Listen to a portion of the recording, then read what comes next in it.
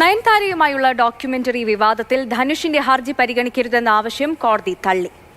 പകർപ്പവകാശ ലംഘന കേസിൽ ധനുഷിന്റെ പരാതി നിലനിൽക്കുമെന്നാണ് മദ്രാസ് ഹൈക്കോടതി കണ്ടെത്തിയിരിക്കുന്നത്. കേസിന്റെ വാദം ഫെബ്രുവരി 5-ന് നടക്കും.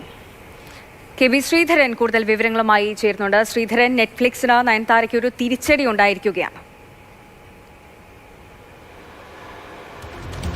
തീർച്ചയായിട്ടും നെറ്റ്ഫ്ലിക്സിനെ സംബന്ധിച്ച് വലിയ തിരിച്ചടി തന്നെയാണ് ഉണ്ടായിരിക്കുന്നത്.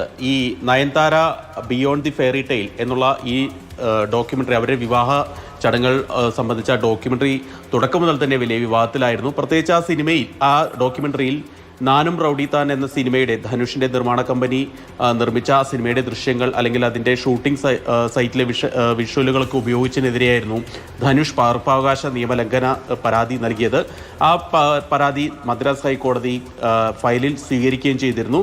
ഏതായാലും ഈ ധനുഷിൻ്റെ പരാതി നിലനിൽക്കുമെന്നുള്ള നിരീക്ഷണമാണ് മദ്രാസ് ഹൈക്കോടതിയുടെ ഭാഗത്ത് നിന്ന് ഉണ്ടായിരിക്കുന്നത്. അതായത് ഈ വിവാദത്തിൽ ധനുഷിൻ്റെ ഹർജി പരിഗണിക്കരുത് എന്നുള്ളതായിരുന്നു നെറ്റ്ഫ്ലിക്സ് ഇന്ത്യയുടെ ആവശ്യം. ആ ആവശ്യം കോടതി നിരാകരിക്കുകയാണ്. കേസിന്റെ വാദം ഫെബ്രുവരി 5-ാം തീയതി തുടങ്ങാനും തീരുമാനിച്ചിട്ടുണ്ട്. അതായത് ഈ പരാതി ഈ പകർപ്പവകാശ നിയമത്തിന്റെ പരിധിയിൽ വരില്ല എന്നുള്ളൊരു വാദമാണ് നെറ്റ്ഫ്ലിക്സ് പ്രധാനമായിട്ടും ഉന്നയിച്ചിരുന്നത്. അതോടൊപ്പം തന്നെ ധനുഷിൻ്റെ ഈ കമ്പനി ഓഫീസ് കാഞ്ചീപുരത്താണ്.